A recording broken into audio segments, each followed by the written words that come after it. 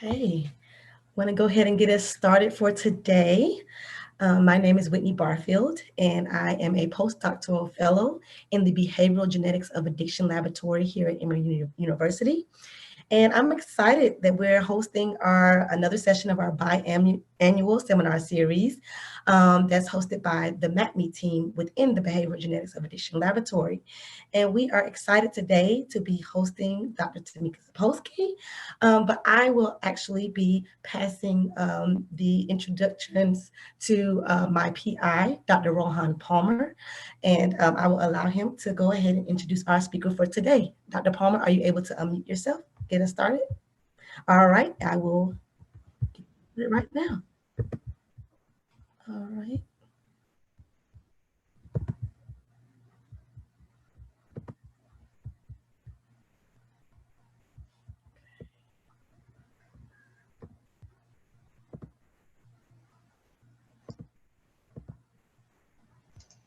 All right, Dr. Palmer, you're free to take it away. Thank you, Whitney, and many thanks to everyone who's attending the meeting. I'd like to thank all of you for joining us today for our biannual seminar series, as Whitney highlighted. I'm Dr. Rohan Palmer, and I'm the principal investigator for the MAPme Project and the director for the Behavioral Genetics of Addiction Laboratory here at Emory Psychology.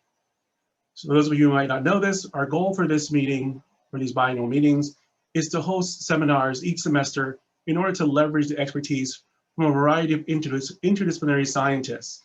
And the goal is to explore cutting-edge research that touch on high priority topics in the areas of substance use, substance addiction, as well as its intersection with behavioral and health sciences research.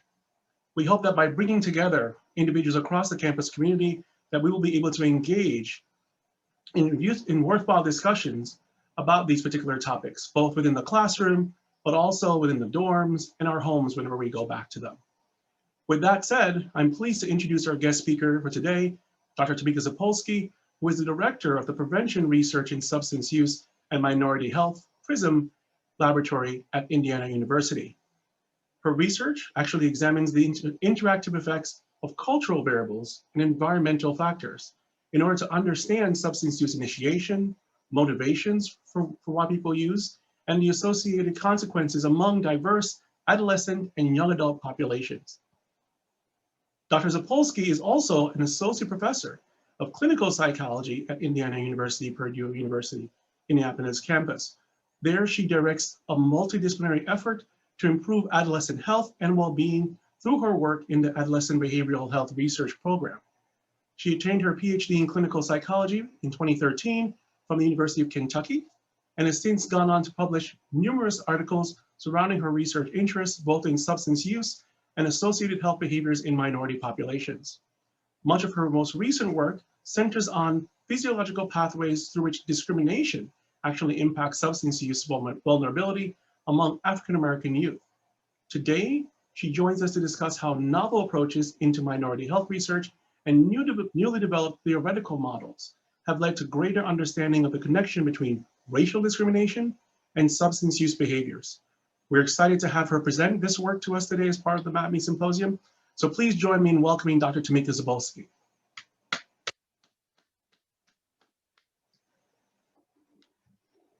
Now, with the introduction said, I'd like to pass the microphone back to Dr. Barfield.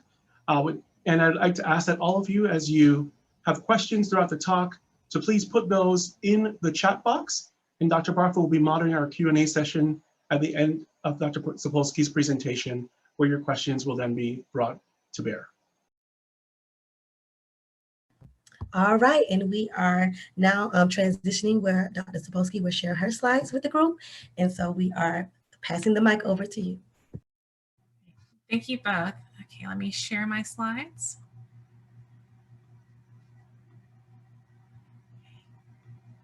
Can everyone see them? Yes, we can. All right, perfect. Thank you. All right, well, thank you so much for having me today. So the talk of my presentation is on a paper that I had published recently called Why Now? Examining Antecedents for Substance Use Initiation Among African-American Adolescents. And just to get us started, I wanted to go through some background as to why this is an important topic of study, and then I'll get into the study itself and findings. So African Americans and substance use, we know generally across most studies using national data as well as more local data that compared to whites, African Americans report lower rates of alcohol use, lower rates of tobacco use, and comparable and more recently higher rates of marijuana use. Now, this is just some of the evidence from the 2019 study of National Study of Drug Use and Health data, which is comprised of individuals aged 12 and above. And this is looking at past year use. As you can see, compared to whites, that African-American or Black individuals report substantially lower rates of alcohol, past year alcohol use. And you can see slightly lower rates of tobacco use, and in this data, slightly higher rates of marijuana use. Now, I have two studies to kind of highlight this a little bit more. This was from Chen and Jacobson in 2012, looking at trajectories across age from 11 to 35. It was hard to see the African-American line, so I used my own pen and PowerPoint and tried to trace that, not perfectly, but in red. And you can see the bolded line, the solid line at the top, that's for Caucasian or white individuals. And as you can see, there is generally, for alcohol and heavy use, lower initial or lower rates of use of alcohol and heavy use of alcohol through adolescence and early adulthood. That it does increase, but not as steeply as you find for the white participants. And you don't have that steep downward trend, we call it like the maturation effect after mid-20s, where there's a lower drop in use as people get older. As you see for smoking and marijuana use, there's more general upward trend for both that actually cross over into the late 20s for marijuana and after around 30 for tobacco, where there is then higher rates of use compared to the white counterparts as well as the other groups. And so marijuana is really interesting when you're looking at use, one, just because of the change in societal perceptions of marijuana use, the legalization of marijuana in different areas of the country, and just perceptions of harm related to marijuana use in general. And so we find, looking historically, that there were higher rates of use among, we're talking about adolescents now, among white youth compared to African-American youth in the 70s to the early 90s. And as there was changes in nationwide perceptions of use, we did see a narrowing of the difference between prevalence rates between the groups. But as early as 2013, there has been a fairly consistent trend of higher rates of marijuana use among African-Americans compared to white youth. And I'll say anecdotally, my work in the community here in Indianapolis, where marijuana is still illegal for any use, that I consistently find that my participants use marijuana. They rarely use alcohol, and they use marijuana heavily with their family. Their families don't generally think of it as harmful, to the point where many of my participants also meet criteria for a cannabis use disorder. But they say they would not use alcohol or use it very rarely. But marijuana, as well as blunt use with tobacco, is fairly prevalent among the communities that I work with. Now, regardless of the level of use, there's problems associated with alcohol, tobacco, and marijuana, particularly among African Americans. And this was the thesis of a paper that I had published in Psychological Bulletin that found that paradoxically, even though African Americans generally report lower rates of use, lower quantity of use, and higher rates of abstinence compared to their white counterparts, they almost consistently report more problems associated with use. And this is across the board with outcomes from more likely to develop and die from liver cirrhosis, more likely to have alcohol-related mortality, more likely to have alcohol-dependent symptoms, as well as other social and legal problems, such as fights, accidents, and other health problems from drinking. We also find these effects for cannabis, even though trends are now showing higher rates of cannabis use, but there is also a steeper progression from initiation of cannabis or marijuana to having a cannabis use disorder among African Americans compared to their white counterparts. And even at comparable rates of use, which is a legal issue, a societal issue, that African Americans are at least twice as likely to be arrested for marijuana use compared to their white peers. And you can see also effects similarly for tobacco use, that although African Americans generally report smoking fewer cigarettes and starting smoking later, they are more likely to die from smoking-related diseases. And also there's disproportionate marketing of menthol products to African Americans within print ads, as well as commercials and advertisements in predominantly African American communities, especially urban communities. And so all of these things point to the need to really understand not only outside of understanding the differences in prevalence and why people are using, particularly now for marijuana, of why there's this spike comparison to other groups, but also understanding, regardless of what they're doing or when they use, that those that do are experiencing pretty adverse consequences that don't always match up to just the level of use. And so there's a need to understand who are these people that do engage in substance use in order to be able to identify them and be able to help mitigate risk related to use. And so there's several models, and these are not models just for African Americans. These are just models for understanding risk of substance use. Within developmental psychological research, we want to be able to understand these models for any adolescent because of the developing brain with just early use and early initiation is a strong risk factor for continued use and having problems later on. And so there have been several models that have been proposed to understand the many different reasons and factors associated with substance use among adolescents. One of the earliest ones was brought by Petrates in 1995 that identified 3 different domains of risk, one being intrapersonal, so inside the person, personality, impulsivity, aggression, self-esteem, then more just cognitions that people have or adolescents have about substance use, as well as things that are cognitions that are also related or other behaviors that are related to these attitudinal views. So this is religious involvement and school involvement. And then looking at interactions with other people. So the third level was parents and peers. This paralleled fairly well closely with Donovan, who has a brief in NIDA on one of the websites, which I have at the bottom, that talks about understanding adolescent risk for drug use and proposed a model that had several domains, many of them that correspond with the previous model, but did have acknowledgement of demographics. And also the previous model in 1995 also acknowledged that there are cultural differences that do need to be considered, even though it was not explicitly discussed in that model. So at least we're acknowledging this one that there are demographic variables that need to be considered in understanding risk. And then we still have then these interpersonal factors, so personality, expectancies, beliefs.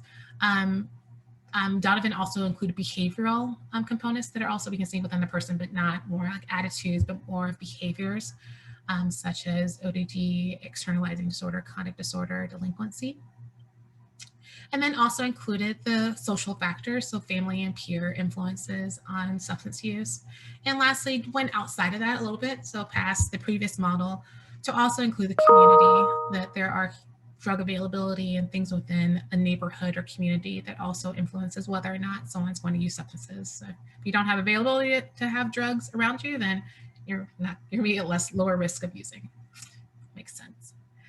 However, with these models, people have then used them to see, okay, comprehensively, if we include not always all the aspects or all the domains, but if we include several of these different factors to have more a comprehensive picture of risk for substance use among adolescents, does this operate similarly across different racial groups? So one study, little dated in 1993 by Vega and colleagues started to look at this, included several domains looking at lifetime alcohol use. And as I have highlighted at the bottom, this model was able to correctly classify 64% of the white adolescents, but only 34% of the Black adolescents. So there were several factors that just didn't operate or work to understand risk within this study. More recent one recent as compared to the Vega study in 2005, was a second study that also started to look at risk models by domain. So this would include a community, family, school, and peer, and looking at binge drinking, did logistic regression across these domains. And similarly, we find a disparity in how well these models predict. So it accounted for about 26-27% of the variance for white participants, actually around 39% of Asian, 22% of Hispanic, but only 10% of the Black African-American youth. So again, these studies are showing that yes, these models do provide a more comprehensive picture, but not consistently across groups, and showing that across both of these that there's something missing or not accounted for, particularly for African Americans. It's not accounted for all the variance for anyone, but it's substantially lower for African American or Black participants compared to our youth compared to the other groups. So there's several models for understanding racial health inequity and understanding risk. The one that I used for the study we're going to talk about today is a social ecological model, as well as incorporating the minority stress model to understand particularly the impact of racial discrimination within these risk models. It does, when we talk about discrimination, does suggest and talk about a little bit the cumulative disadvantage that having multiple layers of disadvantage increases risk, but we won't get to that for this study. And then also, just so you know, there is also the weathering hypothesis of understanding how chronic stress does weather or break down the system internally that can increase risk for negative health outcomes. But focusing more specifically on the socio-ecological model, this was proposed by Bronfenbrenner in 1986, and talks about there's not just one risk factor, but there's many levels, and they also interact with each other to increase risk. This model is consistent with the two that I talked about before by Donovan and Petraeus that looked at different domains that both of them included individual level factors. Both of them included the interpersonal, so parent and peer influence. We started with Donovan to start looking at community, looking at access to drugs. Neither of them looked more at policy or social issues. But outside of that, something that transcends all of these and is more culturally specific to racial minorities and even more specific to African Americans, because they consistently report higher rates of experiencing this type of stress, racial discrimination, compared to other racial ethnic groups, is also important to consider because it transcends many of these levels. It happens at the global, more societal level with norms, policies. It happens at the community level when we think about redlining and community interactions that are different based on the neighborhood and where you live and the proportion of minorities. Interpersonally, of course, we talk about discrimination at the interpersonal level with family, peers, strangers, other people. And also there's an individual level relationship to racial discrimination when we talk about internalized discrimination. But this is something that discrimination has been shown to be related to a lot of health outcomes for African Americans as well as other racial ethnic minority groups. But has not been included in comprehensive models. So when people look at racial discrimination, it's done in isolation, but rarely is it done understanding its impact relative or accounting for other types of risk that have been identified, such as these that have been identified in the socio-ecological model. So that brings me to my study. So it really was about understanding antecedents or substance use initiation among African-American adolescents that accounted for not only these more established risk factors, though not all have been shown to predict for African-Americans, but also including cultural specific factors, in this case, racial discrimination. A second name that I haven't gotten to with the introduction is also understanding that there's a developmental change in risk for substance use, that there are people that initiate really early. And I talked about how the earlier you initiate substances, the higher risk you are for adverse outcomes later on in both adolescence and adulthood. And so understanding that there might be different periods and when some of these risk factors might be most important or have the strongest effect in affecting risk for initiating of substances, in this case for African Americans.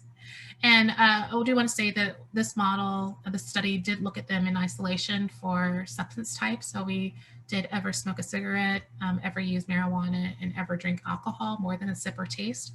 And that was also because, as I showed earlier, there's differences in prevalence of substances among African Americans.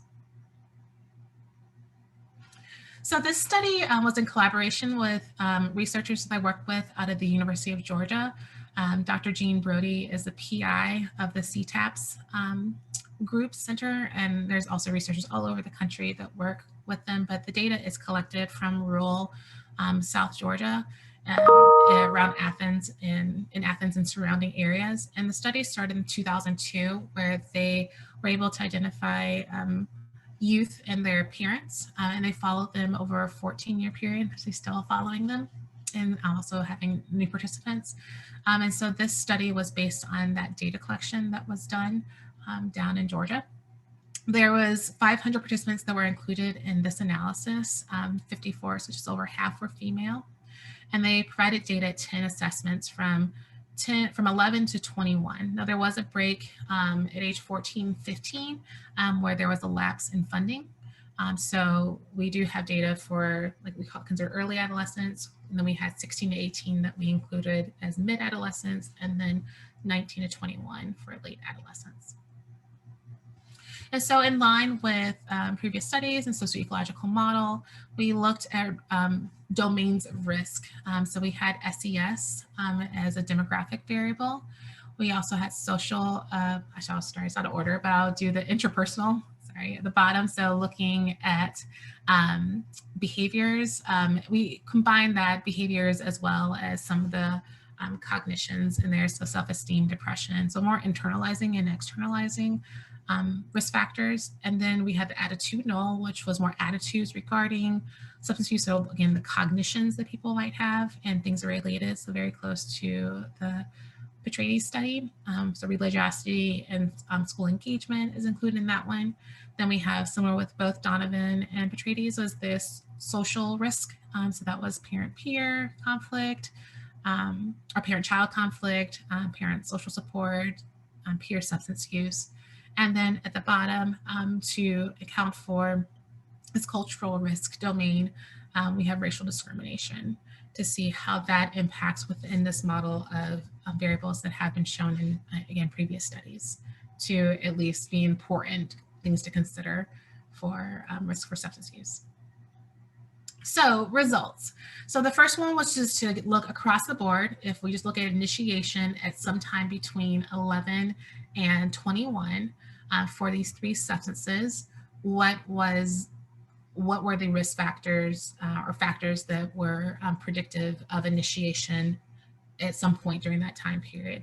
And this was also accounting in each regression, accounting for gender and gender and SES again, right there, which we talked about. So looking at the first outcome for cigarette use, we found that being male, the interpersonal, so that was the internalizing and externalizing problems, as well as racial discrimination, were accounting for risk for cigarette use when everything was in the model together. For alcohol use, it was SES, which actually was related to decreased risk, as well as racial discrimination. And then for marijuana, it was being male and racial discrimination. Everything else was not significant. So again, this supports that first hypothesis, that racial discrimination in models with other factors is important, and it was shown to be predictive consistently across substance type. The second aim was, again, looking at developmental risk. So splitting up early adolescence, that was 11 to 13, mid-adolescence, which was 16 to 18, and then late adolescence, which was 19 to 21. And we looked at alcohol, again, separately from cigarette and marijuana. For alcohol, we found that the only predictor, interestingly, for each of the developmental periods was SES, which was actually a protective factor. So low SES was related with lower odds of initiating alcohol use at any time point. Everything else in this model was non-significant. I would also point to racial discrimination was not assessed until age 16, so it was not included in the early adolescent risk model. For marijuana, we found that it was the attitudinal factors that predicted for early risk of marijuana. Several for the mid-adolescents is 16 to 18. So this was based on being male, social risks, so peers, attitudinal, so cognitions, as well as racial discrimination. And then late adolescence, it was being male and social influences, parents and peers. And then lastly, for cigarette use, we found being male, attitudinal, and interpersonal were all predictive, but social wasn't, in risk or SES for cigarette initiation. In mid-adolescence, it was social and male again. And lastly, in late adolescence, predictive was SES and male. So what does this all mean? So the implications of the study: first, after controlling for the 4 domains, gender and SES, we found that racial discrimination was a consistent predictor when all developmental periods were combined. This one shows, it provides further support in not only models that showing that racial discrimination is an important risk factor for African-American youth and risk for substance use, but really highlights its importance even in models that include these other well-established risk factors, that it was consistently found to be across those 3 substances to be a risk factor for understanding who initiated substance use. So findings from this would say that we need to, 1, understand the importance of racial discrimination, how it is measured, the multifaceted nature of racial discrimination, to really understand the chronicity and breadth of its impact, and also how to intervene. How can we be great if we could stop people from discriminating against someone based on their race? But outside of that, also being able to educate and hopefully teach youth to how to cope and deal with discrimination when it does occur, to decrease the impact that it has on their substance use and other health outcomes. And so there are some programs that are out there to look at substance use, and so just need to really be specifically addressing racial discrimination. Dr. Brody at Georgia does do a program called the Strong African American Families Teen Program, where they do talk about racial discrimination, but more studies are needed to show how including discrimination within substance use treatments, how if that increases the effectiveness of the programs at decreasing risk. The second aim was to look at developmental period, and we found that although we have risk posed by different domains, that they weren't consistent across all substances, across all developmental periods, having the need for developmentally tailored programs as well. So for early adolescence, we saw for age 11 to 13, the attitudinal factors predicted marijuana initiation, and attitudinal and interpersonal, so the cognitions and the internalizing, externalizing behaviors predicted cigarette initiation. Of note, racial discrimination was not included as a risk factor. It was not assessed at the 11 to 13 age range. For mid-adolescence, so 16 to 18, we see attitudinal again for marijuana use, as well as social and racial discrimination at this age period. Social was also predictive for cigarette use for mid-adolescence. So again, social, which we think about adolescence being a time when peers do have a pretty strong influence on risk. And so that came out here, but also understand there's still something to say about racial discrimination, as well as cognitions. And lastly, for late adolescence, social was also predictive of marijuana use. Again, showing that the impact that peers and family can have is something that can last even into the late or young adulthood age. Now, one thing might be surprising, or some people might question, well, in AIM 1, you saw racial discrimination of predicting across. In AIM 2, we only found it for the mid-adolescent age range for marijuana. So how do you deal with those 2 findings? One is realizing that the racial discrimination, again, was not included in the early adolescent. So you're not going to find it. It wouldn't be predictive in that age range.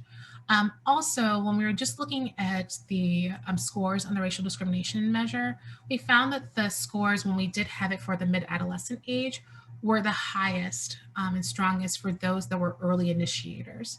And how the analysis works is that you have early initiators compared to abstinence.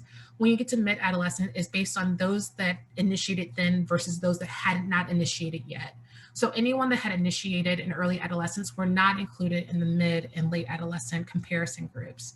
So it's possible that what we were showing with the effect of racial discrimination was based on those mid-adolescents, those early initiators, but that were assessed in middle adolescents that were not included in that second aim.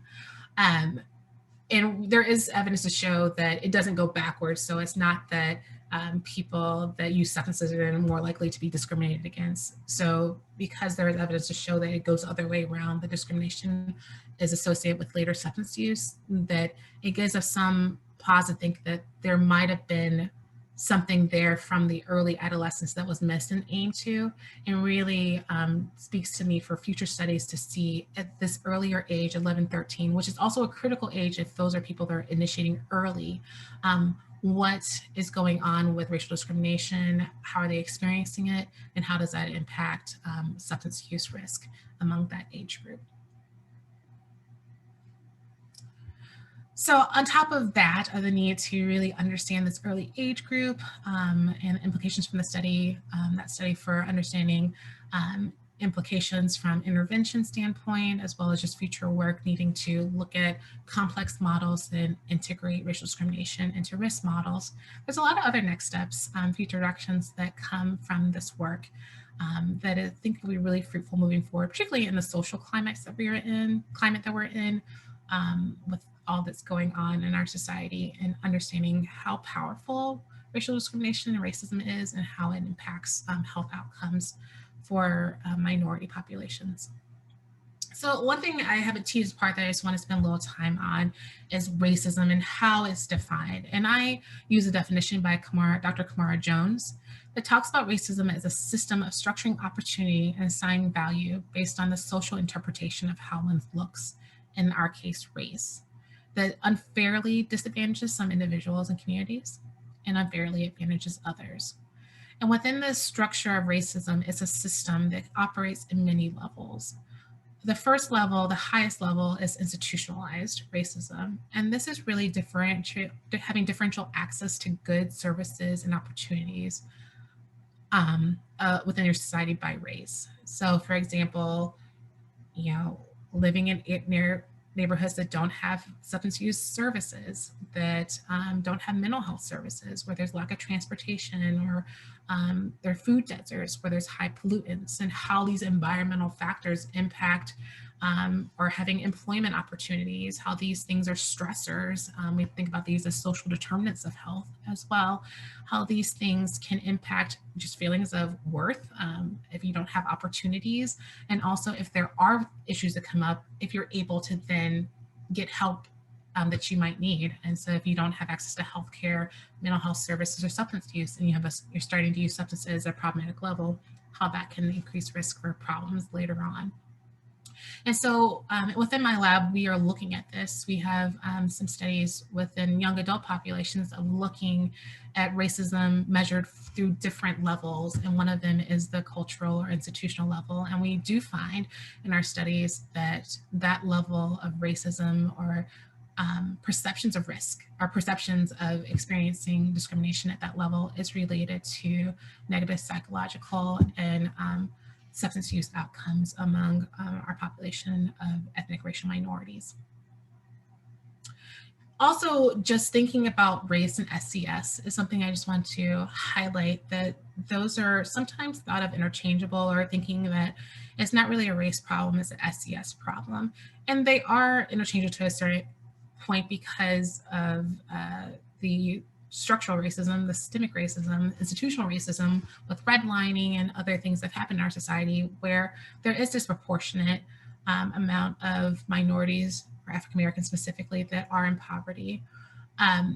But also they're qualitatively different. So even if we control for SES, or if we look and say, oh, let's look at risk for alcohol use among poor Black and white individuals, there still is something that is important to understand, because there's evidence to show that even the worst urban context or poor context that a white resides in is considerably better than the average context of a Black community. And this is still found presently today, that there are qualitatively differences in access within communities that have high percentage of racial ethnic minorities versus those that have high percentage of non-minority groups. And so there's still something to understand, that there's still systems of advantage and disadvantage, even when we're still looking at those that are socioeconomically disadvantaged. And also African Americans are more likely to sustain in poverty across a lifetime, where there is more fluidity of being able to and have opportunities to get out of poverty for other groups, particularly in this case, I'm talking about white individuals. And so this again is just something contextually of understanding, if we're trying to understand risk and looking at these different systems of oppression or systems of resources, that there are still qualitative differences, even if we numerically say, well, okay, they're in the same zip code, or they're in the same, they say have the same income level. There's still other things that need to be considered. The second is person-mediated racism. And so this is what we generally think about when we think about racial discrimination or racism. And this is differential assumptions about the abilities, motives, and intentions of others based on race. And this can then also then relate to differential actions based on those assumptions. So we generally think about that when we think about racial discrimination, is how frequently do these occur? And that's what's typically assessed in our self-reports. That's what was assessed in the study that I mentioned before, the findings that we use the schedule of racist events, which is just how often do you experience these personally mediated forms of racism. One thing that our lab is moving towards is also thinking about racial microaggressions. Racial microaggressions are brief everyday exchanges that send demeaning messages to the target group. These are often subtle, often indirect in nature, and can be manifested in many ways. They're verbal, nonverbal, visual, and behavioral. And they usually are engaged in automatically and without consciousness of the person that's doing it. They sometimes are not even doing it with intentions to harm someone. And so that subtle nature has another complexity of then the person that's the victim of it being like, was that true? Was that I'm just misinterpreting it? Or was that really a slight or insult? And so there's a lot of cognitive demands on the individual to try to wrap their mind around it and then decide, am I going to say something about it, particularly if it was something that someone didn't intend to do? And then what does that bring up? So there's studies that find that these microaggressions can be more powerful than even these macroaggressions or these macro assaults. We say the big things, they're like it was blatant racism or discrimination. And so they're important also because they can really impact someone's psyche and just feeling of self-worth, feeling alienated, and also associated with health outcomes. And so we have been doing studies looking at microaggressions. We actually have a study that's in the second revise and resubmit with a minor revision, so hopefully it'll be accepted in the next few weeks, that looked at trauma, so a big stressor, and then also included racial microaggressions to see, does that account for risk for substance use above these like large scale things that we would say are stressors that are also associated with risk? And the finding was yes, they do. They predict above and beyond trauma. So again, showing, and I like to do these comprehensive models to show above these things that we are already established that we know are risk factors, do these other new novel or other cultural experiences, are they accounting for more information? Are they providing a more richer understanding of the level of stress or trauma that people experience to understand risk for, in my case, substance use, but also other health outcomes? For those that might be more new to this idea of racial microaggressions or still thinking abstractly, well, what does this look like? I just have this really short video with some adolescents that talk about racial microaggressions. And so I'm just gonna play that really quick.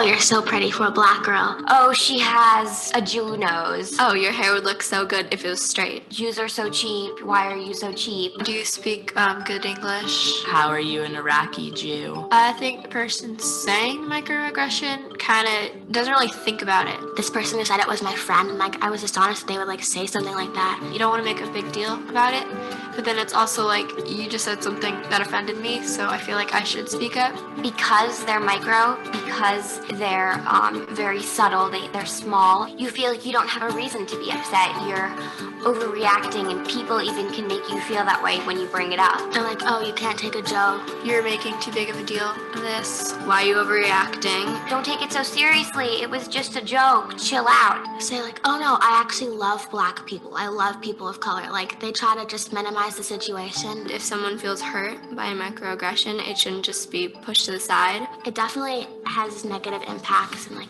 leads to people disliking who they actually are. Those kinds of subtle offensive comments can build up over time, and they can have like a deep psychological effect, and you know, they can make you feel bad and they can make you doubt yourself. We try to just use jokes to like make things less awkward or like ease social experiences, but it is important because you need to like be aware of what you're saying and like who you're speaking to. Think of what you say and how it can affect the person you're saying it to.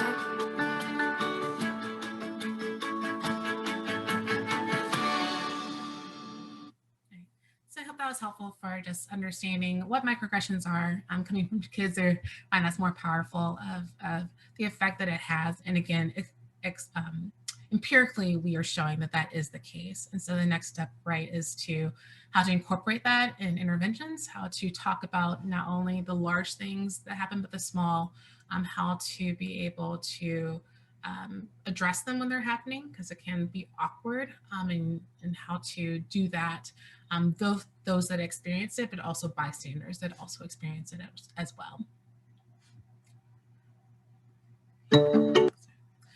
And then the last one I want to talk about that is now something that we're trying to figure out, one, how to measure, and two, understanding its impact, is this idea of vicarious racism. So this is the racism that you experience that's not personally happening to you, but you witness it happening. So with the news, with social media, you're now bombarded more so with these more blatant large-scale issues with racism and discrimination, or just people, you know, we don't always know that people are being harassed or harmed because of their race, but there's this trend that is happening, right? And so, but what does that do to people's mental health and the stress of seeing that as well? So we are doing studies as well, being able to figure out how best to measure vicarious racism and looking at its impact. Slightly related to that, but what we have shown is this idea of collective self-esteem, which is related to racism, of understanding how people believe others view their race. And so we find that people that have this negative view that others have of their race is also associated with these health outcomes. Again, we know that that's the case, but how do we look at that statistically within models to be able to document that and then say, okay, what do we do if we're having these stressors and impacts coming from different levels, different places? One, the chronicity of it, the cumulative impact that has on one system, how that impacts them internally. So I'm doing research looking at how that impacts inflammation, stress hormones, and how that ultimately impacts self-regulation and substance use risk among African Americans. But I would be remiss to stop there. I do want to say that everyone that experiences discrimination or trauma or any stressors, not everyone engages in substance use. There are people that go through these stages and these events without seemingly, I guess, having a negative impact, though, with the weathering effect hypothesis, which I didn't get into, does show that these things can still have an impact internally on your biology and in your internal system. But understanding what are some things that people do to help manage and deal with these types of cultural stressors specifically. And so there's 4 that we have been focused on in our lab. 1, parental and social support, which has been shown to decrease the effect of discrimination on substance use risk. Religiosity or spirituality has also been shown to be a protective factor, both directly and indirectly through expectancies and beliefs about substance use. We also look at racial ethnic identity that is critical in people's self-worth, though it's interesting with this one, we are looking at it multidimensional, that there are some levels of types of racial discrimination and combinations that are risk factors, others that are protective factors, and understanding how they also impact substance use risk. So we've done studies looking at mediation models and find that discrimination has a direct effect on substance or on internalizing outcomes, so depression, anxiety, anger. And ethnic identity doesn't actually, in our models, doesn't have an effect of protecting against that. That getting discriminated against makes you sad, it makes you angry. But what we found that racial identity does have effect on is buffering the pathway from the internalizing outcomes to substance use. So it helps you manage and deal with that emotional reaction that decreases the risk of you coping or dealing with that by using substances. And lastly, related to these is ethnic socialization, which is about teaching kids about the racial pride, but also preparing for biases, for discrimination, and increasing self-worth. And we find that also is directly related to reducing stress, enhancing self-concept, and also providing tangible coping strategies. And so this is one of the things that has also been incorporated within Dr. Brody's work with the strong African-American families of enhancing racial socialization practices within the family unit. So that's all I have for today. I want to thank the members of my lab, Devin Banks, who recently graduated and is now a faculty member at University of Missouri St. Louis and is doing really great work on concurrent substance use among African Americans and mobile interventions.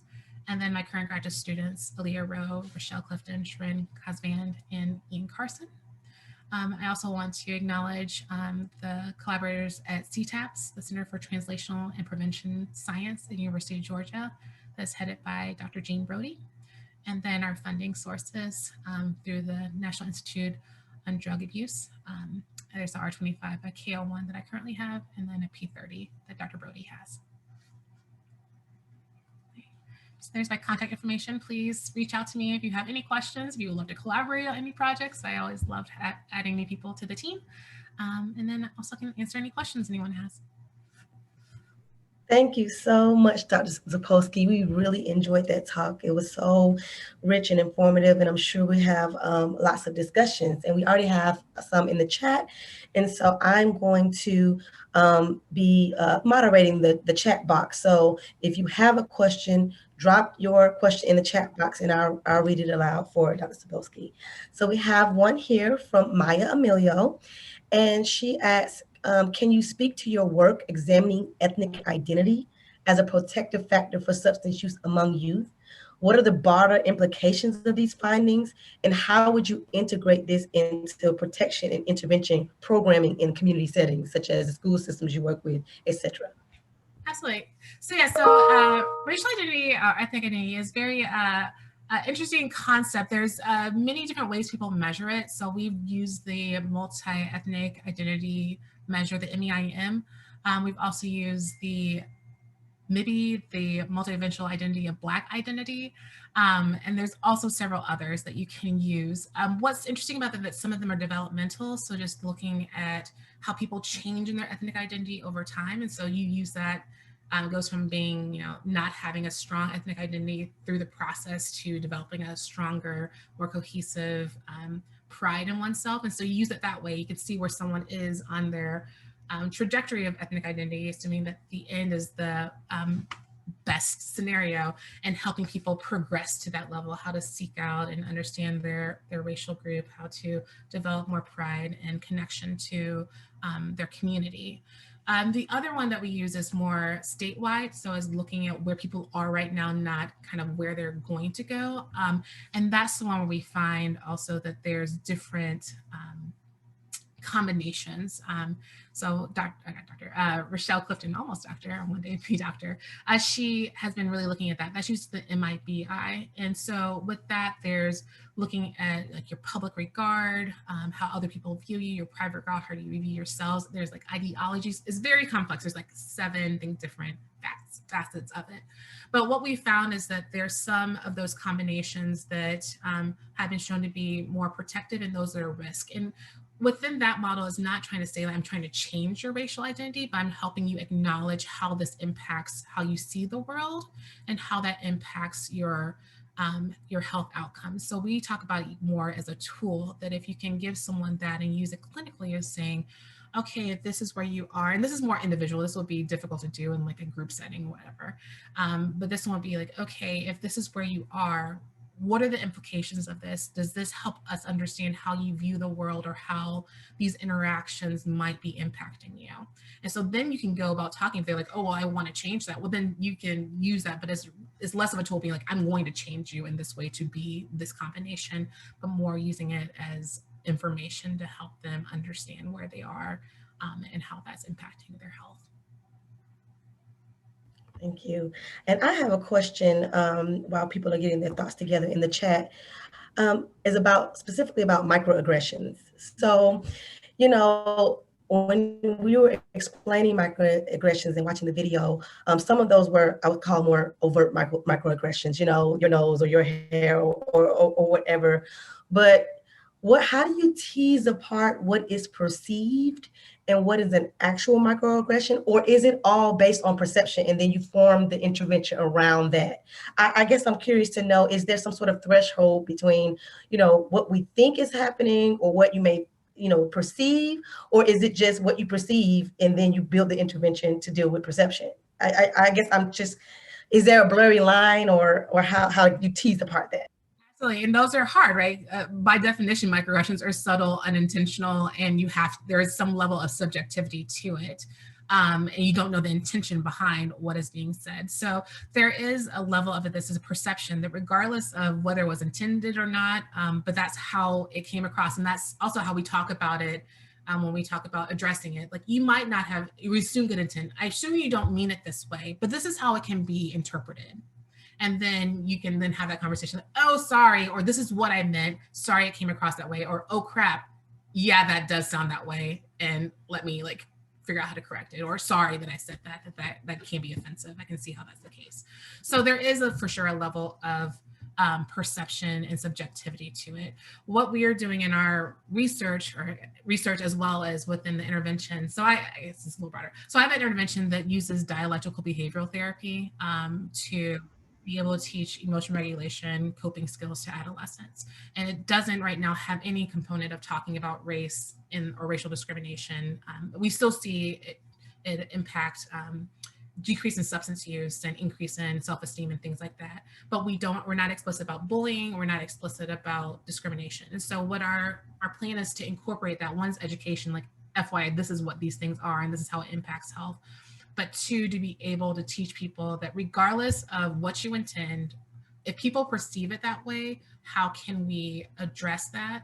And because speaking up goes far, regardless of the person, like, oh yeah, it didn't happen. At least they know that you have an ally. At least you're being cognizant that these things can happen and do happen. And so that's the goal, is to teach them these are some possibilities, but also how to then have conversations around those to get greater clarity. Is this something that was offensive or not within the interaction? All right, do we have any more questions in the chat? Or anybody have any questions they'd like to ask? And then I can unmute you.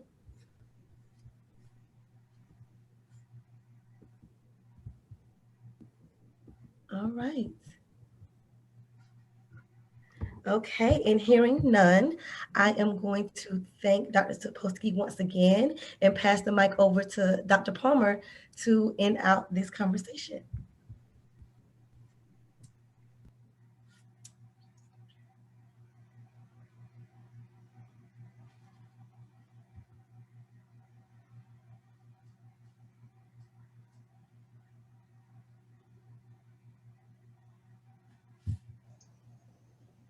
Thank you, Whitney. And thank you, Dr. Zapolski, for a fantastic talk. Just leaves me with more questions. And I will definitely be taking you up on your offer to be pestered. I know it's been a while since we last met each other. But I think all the attendees and I would agree that it was a fantastic talk. And for those who are probably joined from the earlier session, I only caught the tail end of it, but I think that a lot of the graduate students who were able to make to that session as well got a treasure trove of knowledge that they're going to take back to their labs and hopefully share with their fellow colleagues and students to help them, make the right kind of decisions as they navigate their own careers. Well. So thank you so much for joining us today. And I think I echo the sentiments of everyone here in that we are just excited to have had you today. And we really enjoyed your talk. And I look forward to just reaching out to you more just personally. I enjoyed both aspects of the talk thoroughly. So if there are no more questions for today, we're going to wrap up our meeting. This is our third biannual semesterly meet. So we're excited to have had you, and we look forward to communicating with you more in the future. And absolutely, I love mentoring. So please reach out. I love collaborating. So please contact me if you have any questions or would like to follow up. Definitely will do. All right, so we'll be wrapping it up for today. And thank you all so much for joining us. We had an excellent time. Thank you. Bye. Bye.